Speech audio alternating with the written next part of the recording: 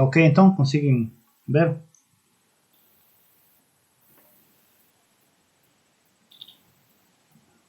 Tá bom, né? Ok.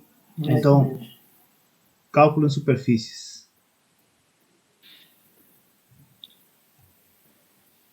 Então, vamos definir o espaço cotangente. Escrevi errado. É cotangente, né? Tá? E sua relação com formas. Ok? Então, vamos fixar uma superfície, tá? Esse é infinito. Aqui sempre, bom, nessa aula a S vai denotar uma superfície suave. Eu vou falar suave, mas significa ser infinito, tá certo? Ou seja, a mudança de coordenadas de cartas é infinito. O atlas é infinito, né? Então vamos fixar um ponto P em S e uma função suave. Suave de novo, ou seja, ser infinito em S, né? Ou seja, quer dizer que compondo com uma carta ela é uma função sem infinito. E sempre valorada nos reais, tá? Tá certo? Vamos pegar dois caminhos suaves que na superfície que passam pelo ponto P, né? Vamos definir. Vamos dizer que f é constante de primeira ordem ou na primeira ordem no ponto P se a derivada da função representante de f numa coordenada local em torno de P se anula no ponto correspondente a P. Bom, essa definição aparentemente depende da carta, mas é um exercício que eu vou deixar aqui. Diz que mostre que essa noção independe da carta escolhida, da carta local. Tá. Vou agora no meu quadro para fazer um desenho e ficar bem claro o que é essa definição. Por outro lado, se você tem dois caminhos, gama 1 gama 2, a gente diz que eles são iguais de primeira ordem em P se as derivadas dos caminhos representantes em cartas locais são iguais. A derivada coincide naquele ponto, né? Tá, então vou fazer um desenho, né?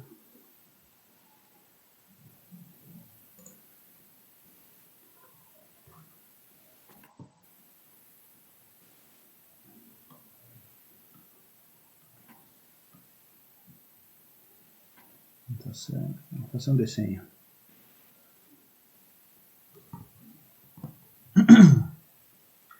Então vamos fazer S, né? É uma superfície. Tá? P é um ponto. Acho que eu vou trocar de... Tá muito duro. Tá. E vamos pegar S, né? O F, né? É uma função. Isso é infinito. Que a gente chama suave. Tá? Então suavidade, smooth, que seria em inglês, né? Smooth. Para não falar toda hora sem infinito, sem infinito, sem infinito, a gente usa suave. Tá? Então, você tem a superfície, né?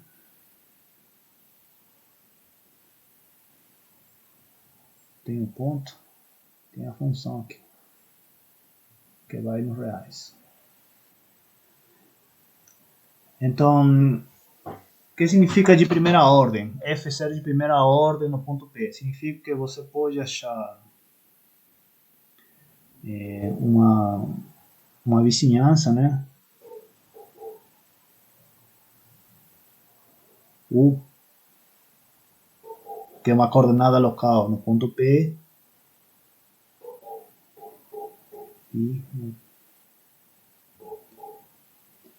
Então aqui a gente vai ter um aberto. Então aqui φ de P, a gente pode assumir que é o zero, tá? Então você faz F composto com φ a menos 1. Tá? Essa é uma função de R2, né, que se besta em R2 para R, um aberto de R2 para R. Você está considerando a função ser infinita, então significa que essa função aqui é ser infinita. Então, ser de primeira ordem significa que f, né, a derivada dela no ponto 0, né, que é o ponto correspondente a φ de p, ela se anula.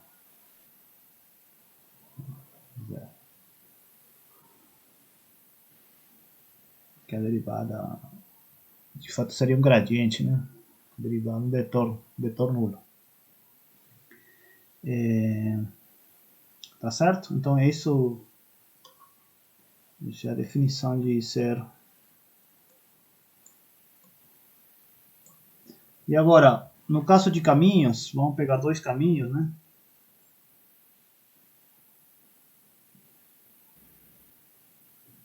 Vamos pegar dois caminhos, gama 1, gama 2, caminhos de...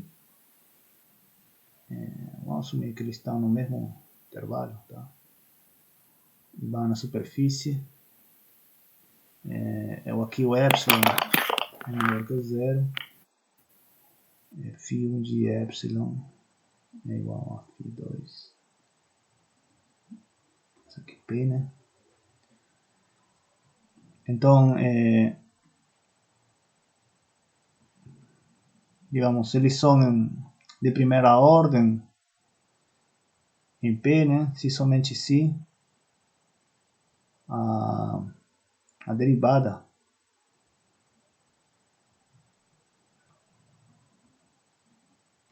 coincide,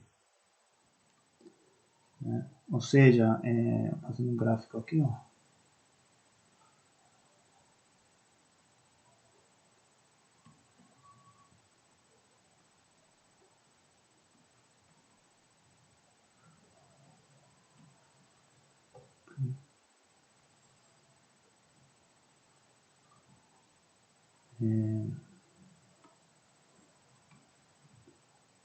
Eles têm o mesmo vetor tangente, digamos assim.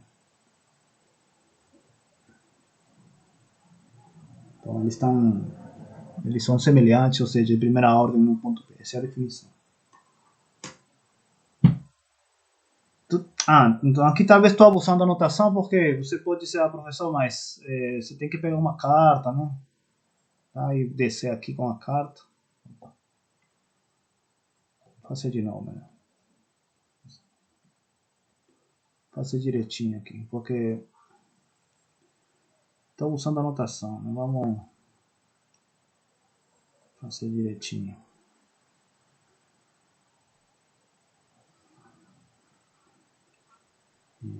Tá, então vamos fazer direitinho. Então você tem que ter a superfície, né?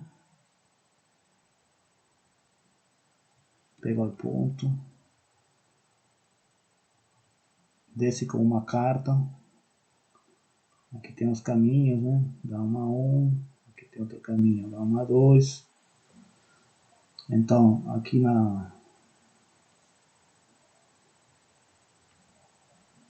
digamos, aqui você pega a composta, né? São caminhos, talvez assim. E aqui, bem esse vetor aqui, ó.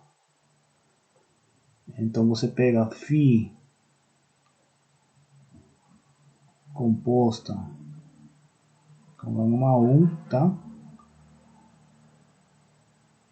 Faz a derivada na origem, tá? Aqui é φ composta com gama 2, faz a derivada na origem, elas são iguais.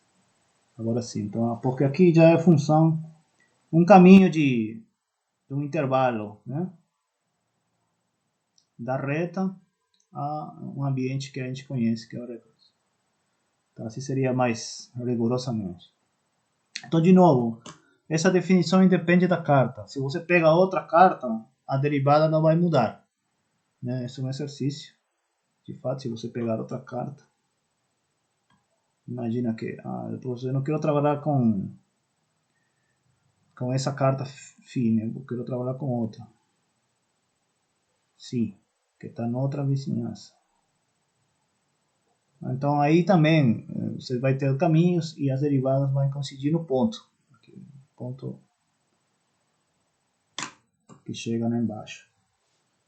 Tá certo?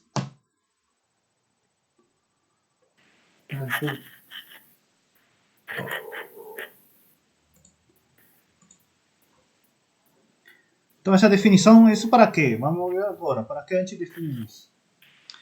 Vamos definir um espaço tangente. Tá? Quem que é o espaço tangente? No ponto P, né? É o conjunto de pontos, ou é conjunto de classes, né, de equivalência e de caminhos. Tá? Caminhos suaves, né? Obviamente. Esses caminhos têm que iniciar em P, né? E com a relação de equivalência, que eles são iguais na primeira ordem, ou seja, eles têm a mesma derivada na primeira ordem. Então é uma relação de equivalência, né? Essa relação de primeira ordem, caminhos de primeira ordem em P, iguais de primeira ordem em P, é uma relação de equivalência. Então você pega a classe desse caminho, e todas as classes são o espaço tangente. O espaço cotangente, a gente denota T estrela S, né? No ponto P. É o conjunto de classes equivalentes de funções suaves numa vizinhança de P em S sobre a relação de equivalência. F1 relaciona a F2 e a diferença é constante na primeira ordem. Tá. Então, essa é a definição, né? Repara o seguinte, constante na segunda definição, a relação de equivalência, né?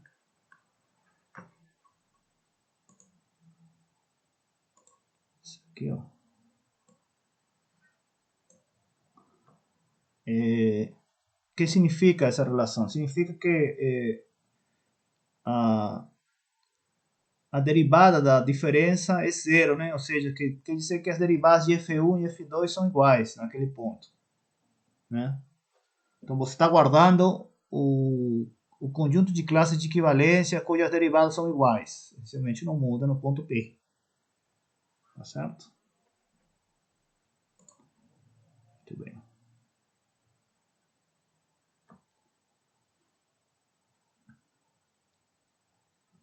Tá, então, o espaço cotangente tem estrutura de espaço vetorial induzida pelas funções suaves numa vizinhança de P.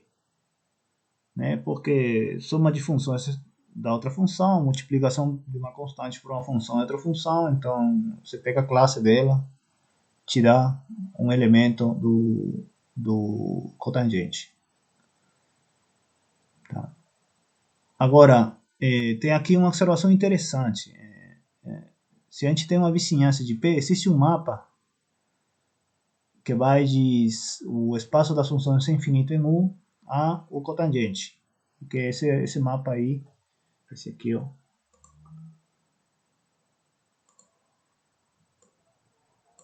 Tá? F, você associa como notação, né? DF corchetes P. Então vou explicar isso, como funciona, né? Tá? Isso aqui é legal.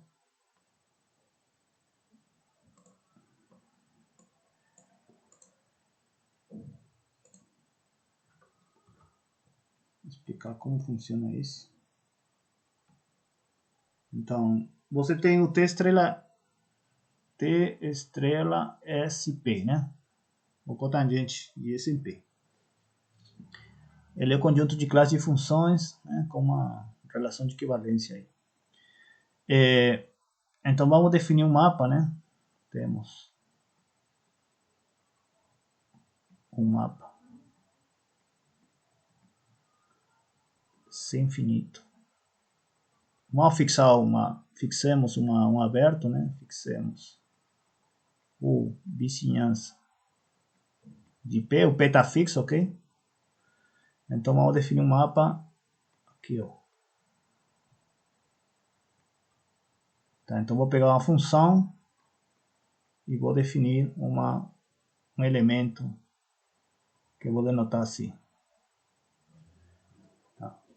como eu vou definir então? Então eu vou como um mapa em dois ambientes, né? Então a gente tem que usar coordenadas locais, porque você está trabalhando num ponto. Então, vamos lá. Opa. Vamos lá. Vou definir aqui.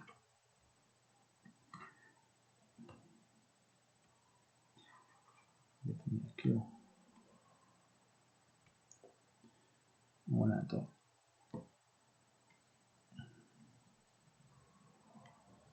S, né? Vou pegar o ponto P. Aqui tem o U. E vou pegar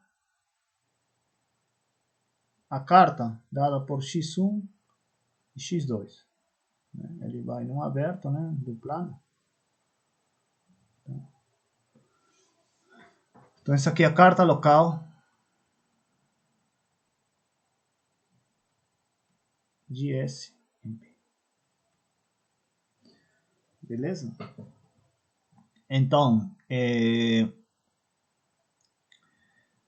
tanto x1 e x2 são funções, tá? São funções, se a gente está pegando aqui S somente uma superfície, então são funções sem infinito, certo? Então elas, x1,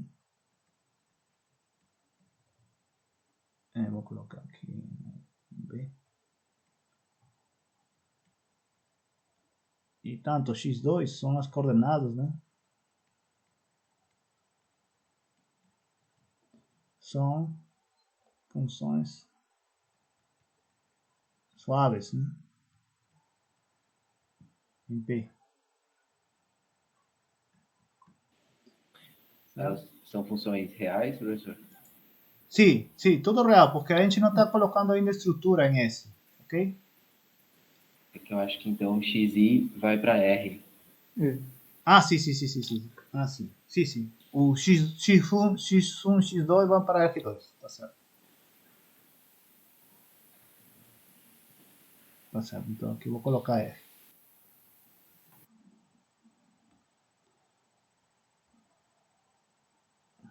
Tá, é isso. São funções reais, né? Valoradas nos reais, suaves, certo? E o par forma a carta, né? Beleza. Agora, então, como eles são funções suaves, elas definem uma classe de equivalência, certo? Então, vamos denotar essa classe.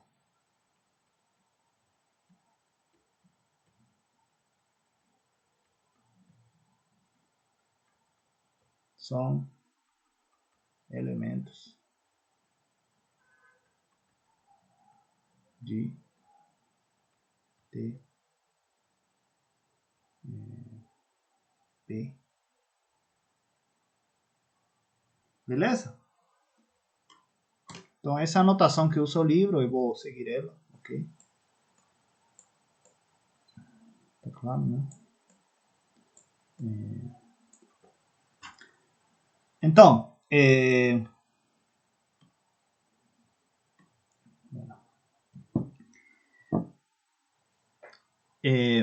então vamos definir. Vamos definir D, F,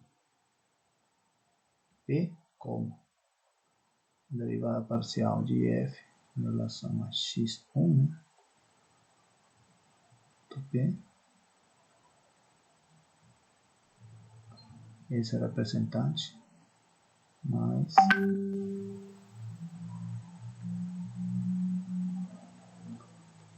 P.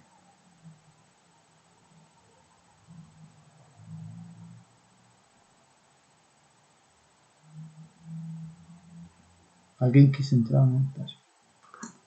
Será? Alguém pediu para entrar? Não.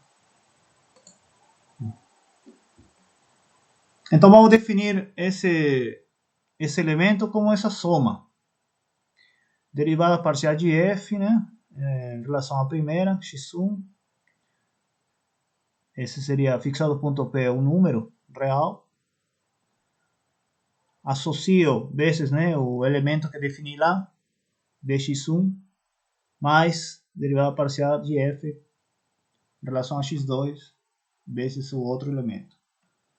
Então, como esse cara é um espaço vetorial e esses elementos eles estão no ambiente, né, nesse conjunto, então isso está bem definido. Tá? Está bem definido. Então essa é a definição desse mapa aí. X1, X2 coordenadas, funções suaves, logo eles definem elementos que denotam assim, ok? Com corchete, para denotar as classes. Então, se você escreve F nas coordenadas X1, X2, então você tem esse representante ali de FP. Né? Então, como você vê aí, localmente você escreve, você pode considerar uma base, né? Que eles são LI, então, e o cotangente tem dimensão 2, né? Real, então você tem uma base do local, né? Uma base local do cotangente no ponto P. Certo?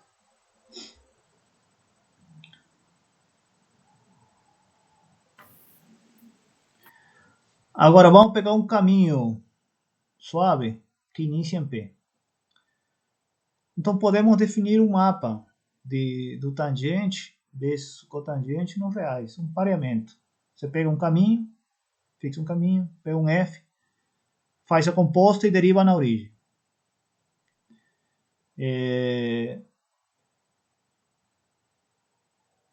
Então esse define um mapa bem definido, ok? E tem um pareamento, tá? Temos uma dualidade entre TS e o cotangente. Natural, né? Então, como temos uma paridade, a gente pode pensar o cotangente como o conjunto de homeomorfismos de TSP nos reais. Você pensando em álgebra linear, né? O ROM, os homomorfismos. Então, é como se fossem funcionais lineares que saem do tangente. Tá? Então, o espaço cotangente é isomorfo, né, ao grupo dos funcionais lineares. Tensores, né? Tensores. Então agora podemos definir o fibrado cotangente simplesmente fazendo união desses espaços. Para cada ponto você tem um cotangente naquele ponto. Então você faz união, você tem um fibrado, uma estrutura de fibrado vetorial, que é chamado fibrado cotangente. Que não vou entrar muito em detalhe em fibrado, mas isso aí entra no mundo dos fibrados vetoriais. As fibras, digamos, são esses aqui, né?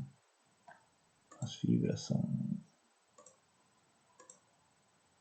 esses elementos, né? Beleza?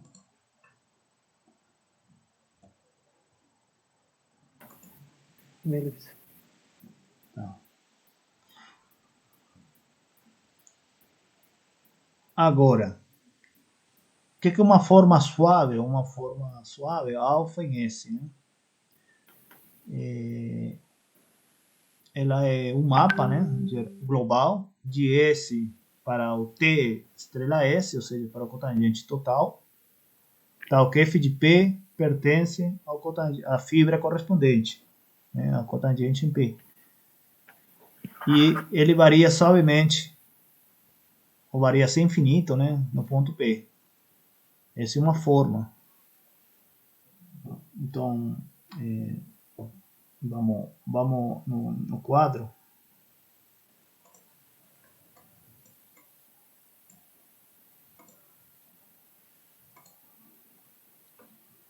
No quadro.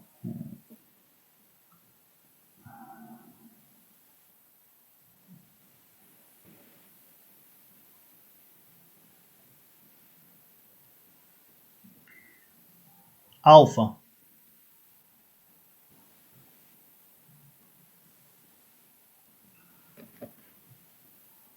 Isso aqui é uma forma.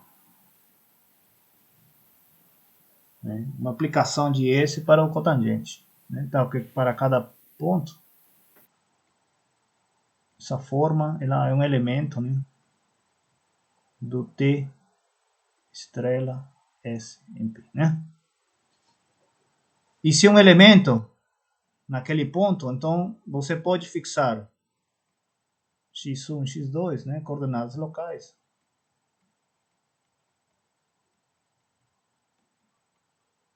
Em P. E então fazer a escrita daquela forma lá, naquelas coordenadas. Como alfa 1 de x1 mais alfa 2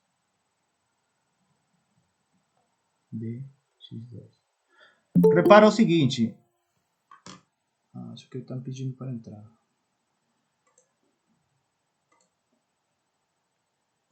Então, repara o seguinte.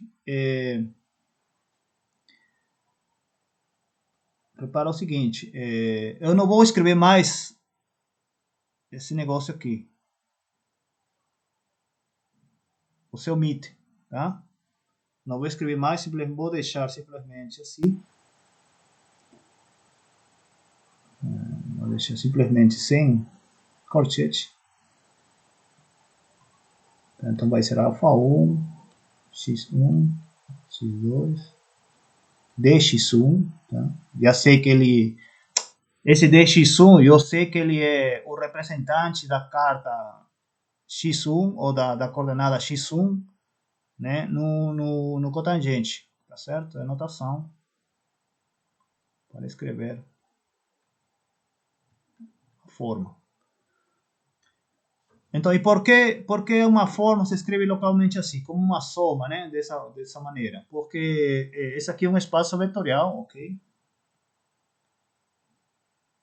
E a base, como já falei, são esses caras, né? Esse aqui e esse aqui, ó. Então você escreve como combinação linear.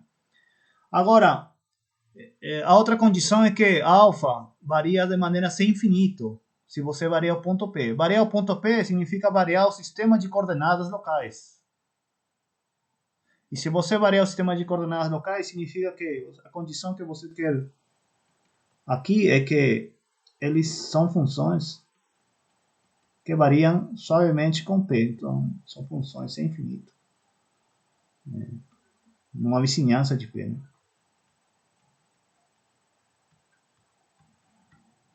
Então, essa é a cara de uma forma numa superfície.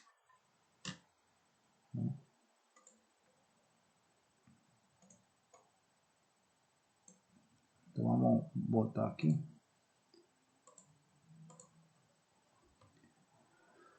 Bom, alguém pode ser, professor, de novo, né? A gente tem que fixar um sistema de coordenadas no ponto. Será que em outro sistema de coordenadas as funções continuam sendo sem infinito? Aí é um exercício, né? Que essa definição também depende do sistema de coordenadas. Você sempre pode escrever a forma localmente como uma soma dessa maneira, onde alfa 1 e alfa 2 são funções sem infinito, nas coordenadas x1 e x2. Beleza? Um exemplo de uma forma é aquele mapa lá que a gente definiu, né? Que é chamada forma diferencial, a derivada, né? A derivada de f, né? Que você escreve dessa maneira, ó.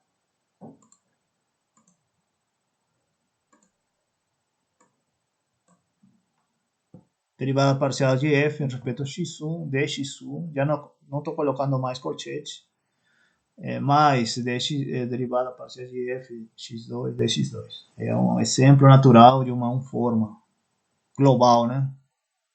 Global, mas você só exhibe a cara local. De fato, globalmente, você às vezes não consegue dar a cara da forma, né? Por exemplo, numa esfera você não vai poder conseguir dar uma cara global para uma forma definida na esfera. Então, tem que ir nas cartas mesmo e fazer a conta quem que seria a cara local, né?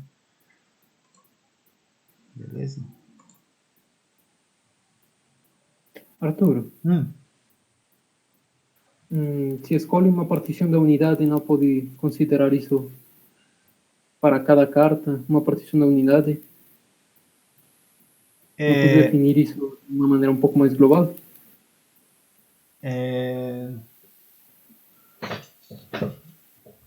Bom, deixa eu pensar, né? Pode ser, né? Em alguns casos acho que sim, mas geralmente não, porque quando a gente vai trabalhar com, por exemplo, aqui está todo mundo suave, né? Sem infinito, mas quando a gente for para formas holomorfas, né? Então aí a tua partição da unidade somente sem infinito, ela não é holomorfa. Então você não vai poder dar uma cara mesmo usando partição da unidade, tá? Tá. Então formas holomorfas, funções holomorfas, de fato você tem que dar localmente só. E não tem como exibir elas de maneira global. No espaço projetivo, por exemplo, o P1, P2, essas variedades, a gente usa funções meromorfas que viram racionais depois, né, globalmente. Aí dá para exibir uma cara global, mas já vira uma coisa meromorfa, ou racional. Aí já é outra história, né? Tá, sim. Tá? Então aqui é bom sentir a carta, ok? Sentir como são as coordenadas, porque de fato quando você vai para a superfície de Riemann, você não vai poder usar partição da unidade, e às vezes partição da unidade você sabe que existe, mas não sabe quem que é a cara específica da partição da unidade, né? Só sabe que tem umas funções aí que fazem a soma, uma soma formal, né, finita, mas não é explícita, né? A minha ideia é dar explicitamente quem que é a forma, né? Sim, sim. Tá certo. Tá certo.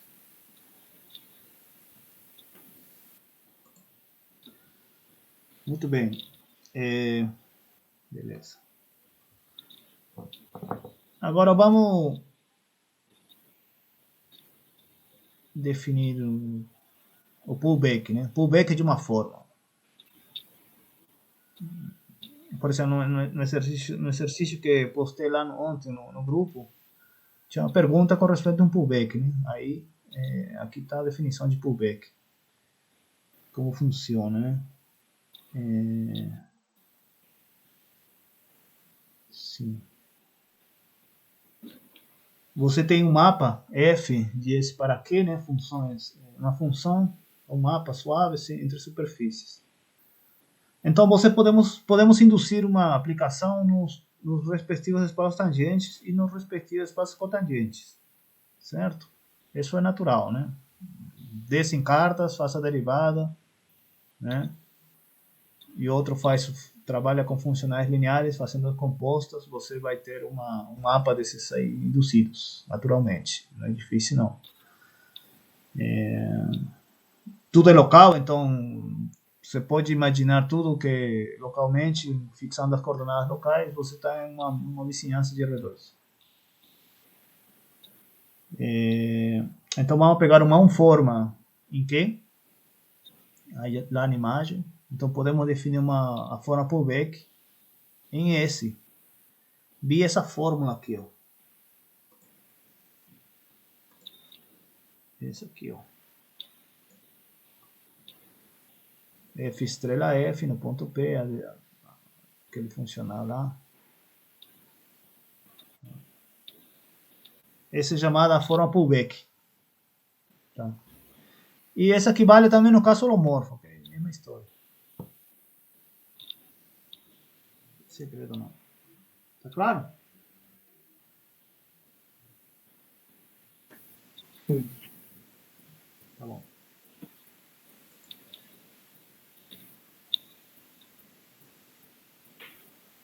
Beleza, então aqui a integração de um caminho suave, né?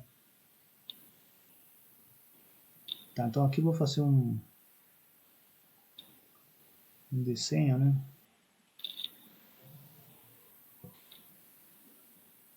Como integrar. Como a gente integra, né?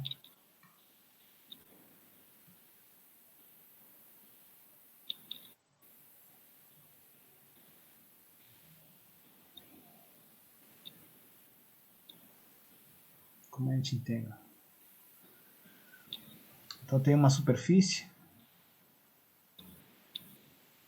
Tenho aqui um caminho.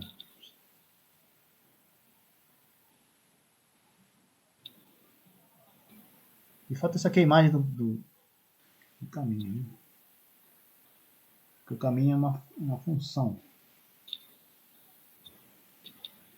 Vou assumir que ele vai de 0 a 1, posso assumir de A a B, tudo bem. Né?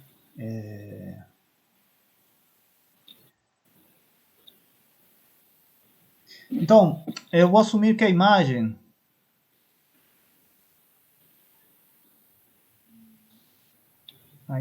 né, do caminho fica dentro de uma carta.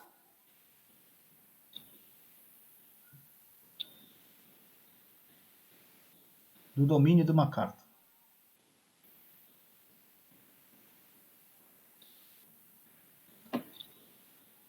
Vou explicar depois caso geral, porque então, no início a gente pega assim, né? Uma carta, então aqui você desce no R2. A imagem desse cara via carta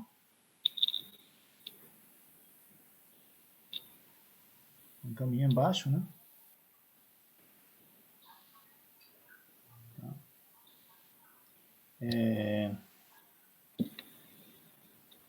Então aqui você tem duas funções. X1 composto com gama, que eu vou denotar φ1.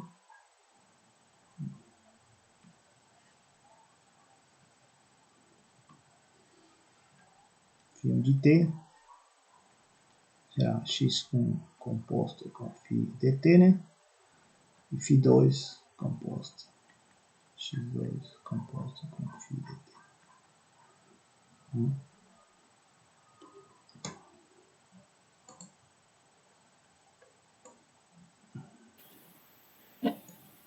Beleza? Agora, vou assumir que ômega, né, é uma forma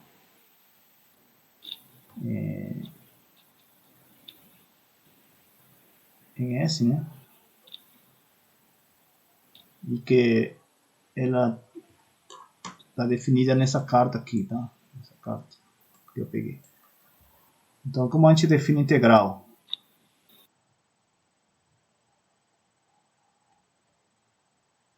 Você pega 0, 1.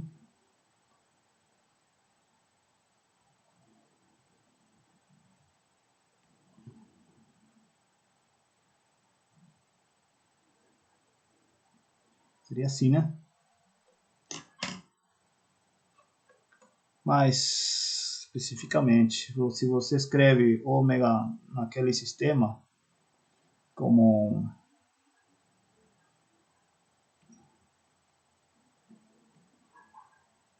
A dx1 mais B dx2, né?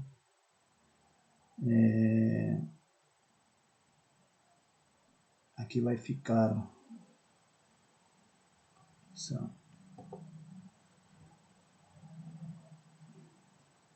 A f de t vezes aqui derivada de x1, ou seja, a derivada é essa aqui, ó.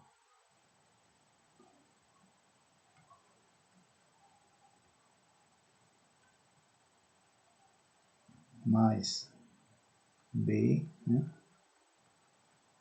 de t, e a derivada desse aqui, ó.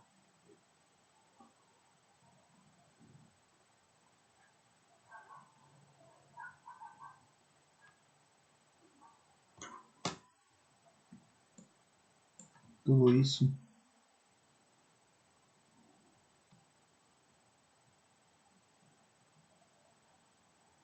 dt.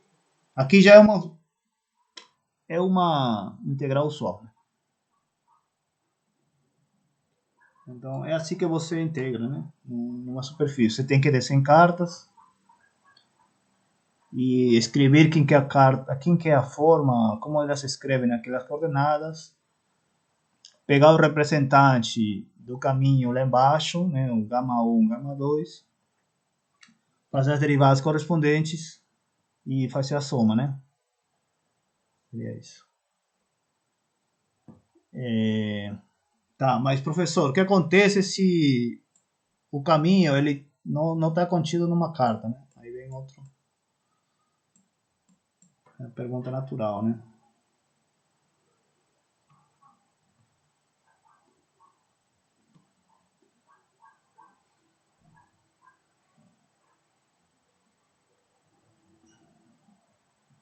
O que passa acontece assim, né?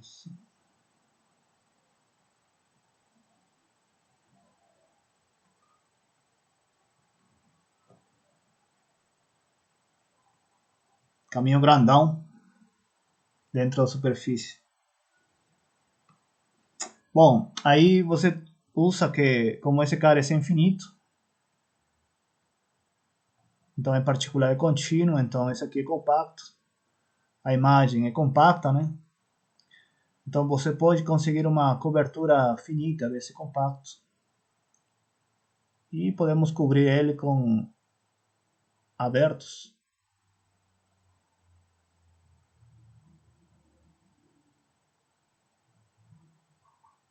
Uma quantidade finita de abertos que sejam, né, abertos coordenados. Então, podemos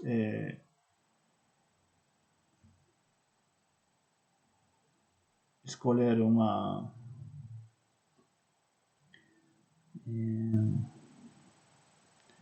a integral vai ser a soma das integrais em cada aberto, né? Tá? Tá? Se a gente tem uma forma, né, ômega global,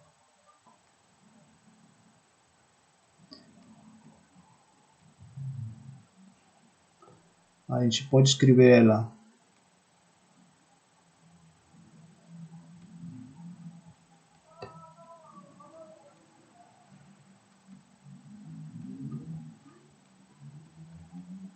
como a soma, usando partição da unidade, essas funções é infinito.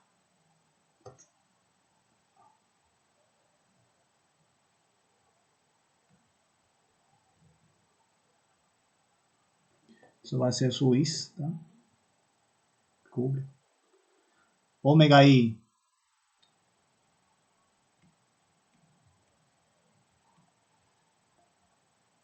são formas. Vou anotar assim, ômega 1 em um I, né? Aí você faz a soma. Então, você está somando em tudo.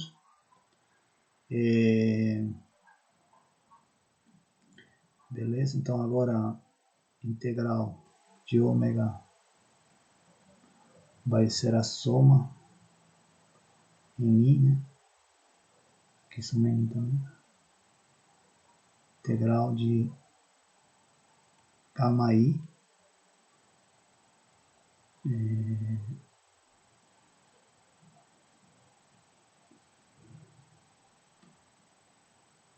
Assim, né? Isso. Quem é gama I? Gama I é caminho que vai de 0 a 1 a UI. A primeira parte aqui que socorre. Então, isso é para globalizar a ideia de integral, né? Você tem que somar. Mesma coisa que você faz integração em Rn, né? Você considera isso em geral uma superfície. Então, você sempre vai usar para globalizar essas noções a partição da unidade, tá? Beleza. Quem fez meu curso de análise no RN no mestrado, eu dei uma prova, né, do teorema da partição da unidade, em vários passos. Não é fácil, não. Tem que trabalhar um pouquinho. Muito bem.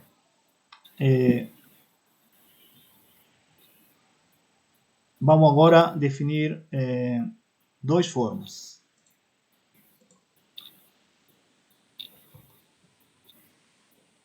Para definir duas formas, você precisa saber qual o produto exterior, né? Ou seja, você tem que estudar as álgebras, a álgebra exterior, né? Essencialmente. Então vou lembrar aqui quem que é o produto exterior, né? Para definir uma duas formas. Então, em geral, você pega um espaço vetorial real, você vai definir esse cara, o wedge, esse cara, né? O wedge 2 do dual de E. Por definição, esse espaço é o conjunto de mapas bilineares, né, antissimétricos. Bilineares, ou seja, dois tensores que são antissimétricos. Aí você pode definir o produto exterior como um mapa dessa maneira.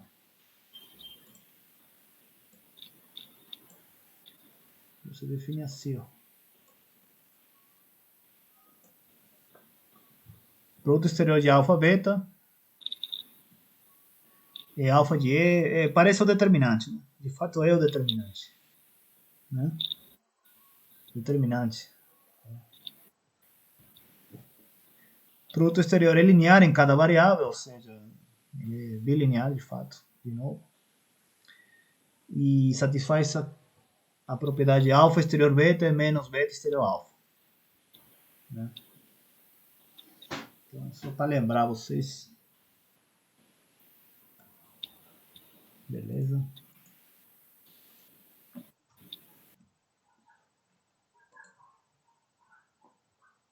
Beleza. Então, primeiro, uma observação é que se consideramos que E tem dimensão 2, então esse espaço daqui, ó, ele tem dimensão 1. Né? Então, se você tem uma base do dual de E, alfa 1, alfa 2, então, aqui eu me esqueci de colocar, alfa 1 exterior alfa 2 é uma base desse cara. Alfa 1 exterior alfa 2. Né? Que vai ser, vai ser esse, porque o espaço vai ter dimensão 1. Agora, vamos aplicar essa ideia para o... Vamos pegar agora uma superfície, né? E vamos pegar o tangente dele. O tangente dele tem dimensão 2 também. O cotangente também tem dimensão 2. Então, se tem com dimensão 2,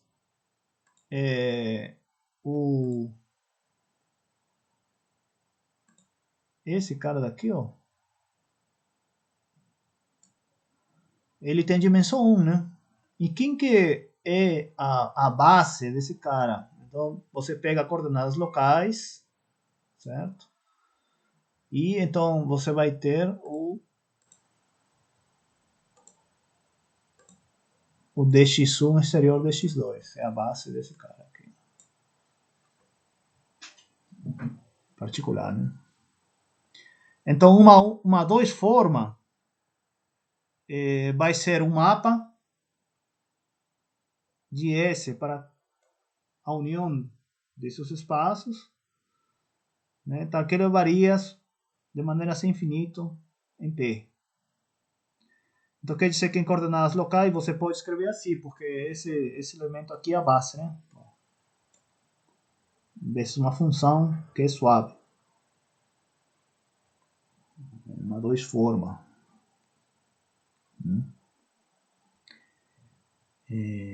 Beleza.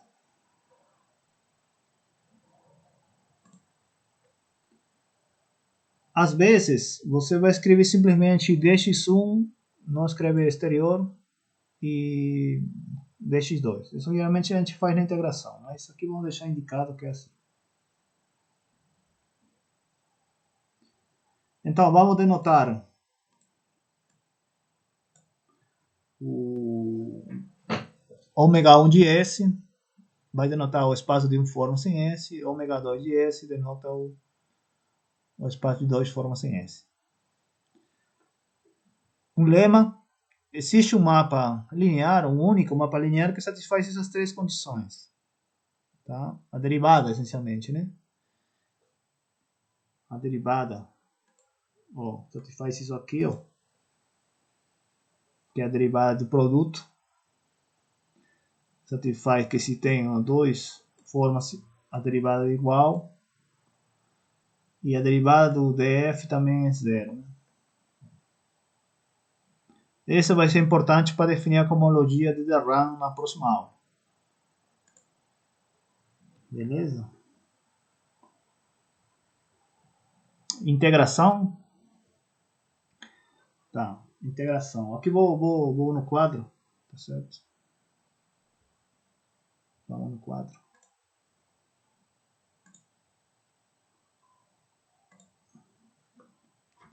Integração, hein?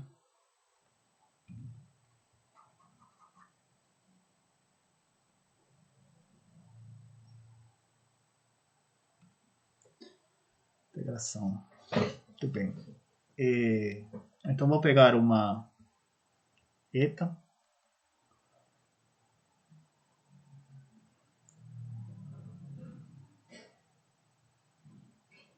Uma 2 forma, né? Cada P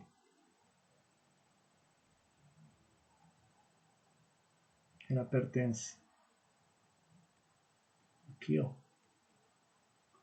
Então, se você escolher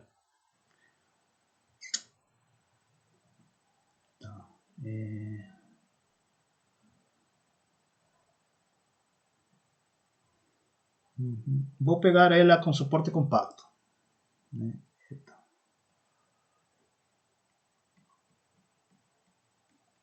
Com suporte compacto.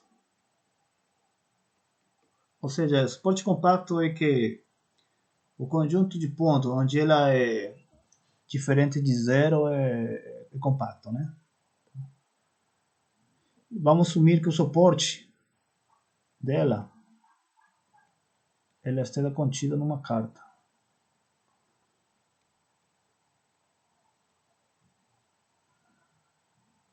Carta local, né?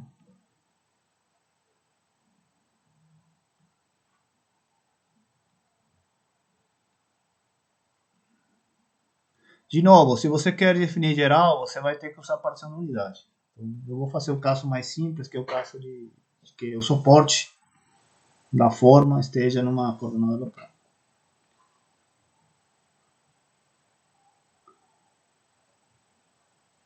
O suporte está aqui. Aqui está o. Então eu vou escolher. U tem coordenadas locais. Então você escreve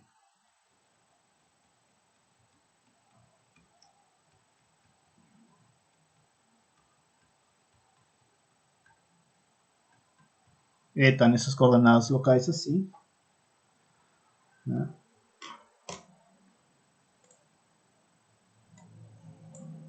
E a integral. Quem que é a integral?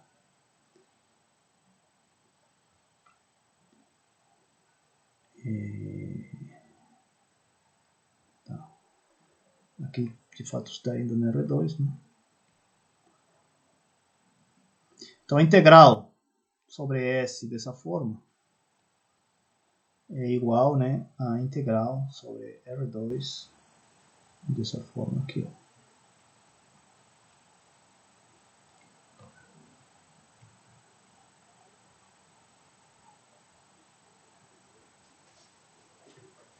Então, está bem definido.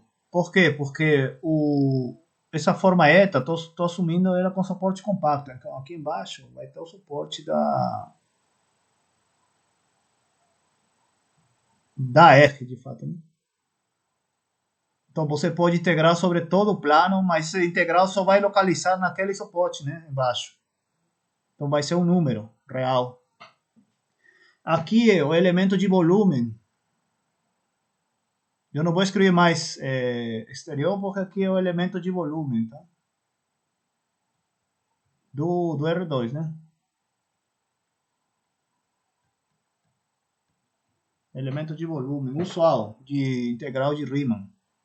Beleza?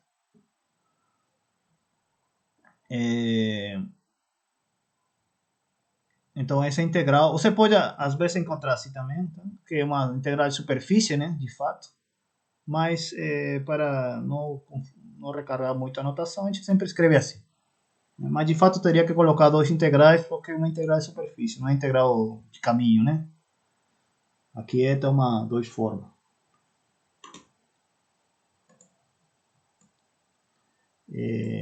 Beleza.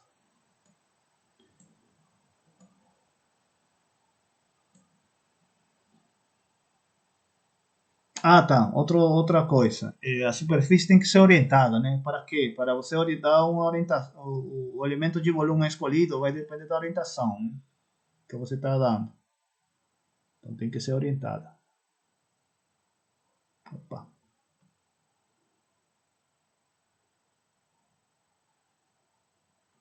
Tem que ser orientada, né?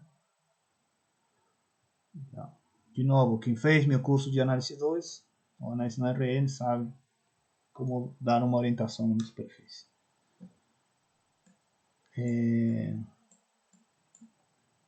Muito bem. Tudo isso é visto na análise no RN, né? Então, já conhecido por vocês.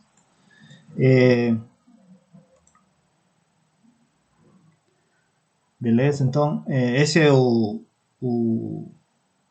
a integral. Aqui coloquei ρ, mas estou trabalhando com eto. E, de novo, para definir o conceito de... Se você quer definir o conceito global de integral, né, sempre vai precisar do teorema da parcialidade para fazer as somas correspondentes, né? Bom. Então aqui é orientável, né? Tem que ser orientável, você tem que ter uma orientação. E isso a gente vai ganhar de graça quando a gente pegar superfícies de Riemann. Como elas são variedades complexas, elas já ganham orientação natural, tá? Que a mudança de coordenadas é holomorfa, então em particular é conforme, então ela preserva o elemento de volume do R2, ele não vai mudar, então ela é orientada sempre, superfície de Riemann. Então a gente ganha de graça essa hipótese. Então dá para integrar tranquilo lá.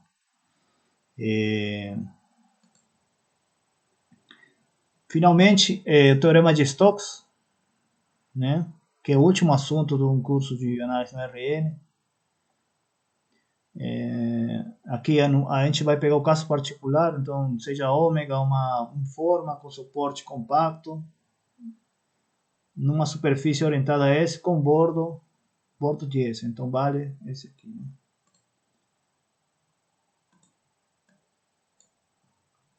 Tô bom no quadro?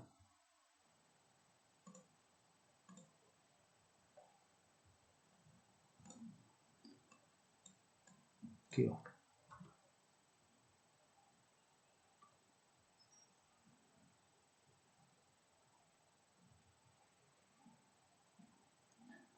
Stokes, né? Esse aqui é teorema fundamental, tá? Muitos, como vocês já podem ter percebido no livro, né?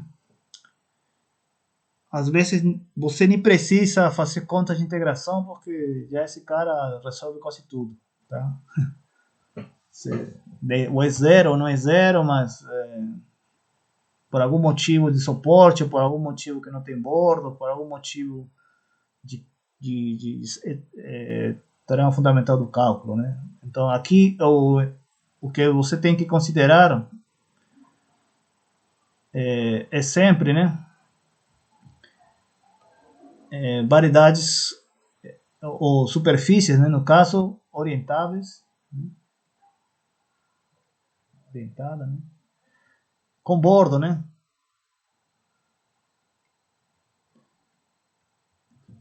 Como vocês já sabem, ou já deveriam saber, né? Se a superfície é orientável, o bordo é orientável também, é uma forma natural. Existe uma orientação natural do bordo, que é a chamada orientação de Stokes, orientação de Gauss, né? Tem vários nomes. Orientação natural. Então, você vai integrar usando, ou seja, porque esse aqui é outra variedade. Então, você tem que usar a orientação de Stokes para que o Stokes tenha sentido. Então, de novo, aqui você vai pegar uma forma com suporte compacto, né? De fato, o suporte pode pegar o bordo, ok? Não tem problema.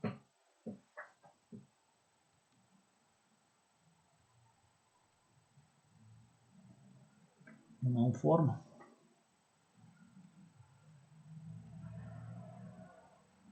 Suave. Então, a integral sobre o bordo de S de ômega é igual a integral sobre S da diferencial, né? Isso. Isso. Então, repara o seguinte, o bordo tem dimensão 1, então essa aqui é uma integral de caminho, né? E do outro lado aqui é uma integral de superfície.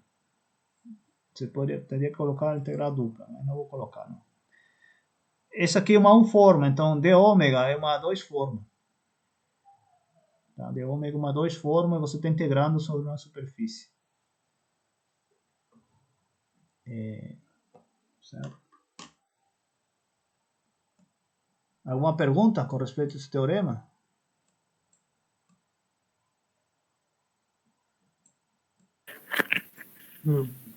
Tá claro, né? Tá. Uma aplicação rápida.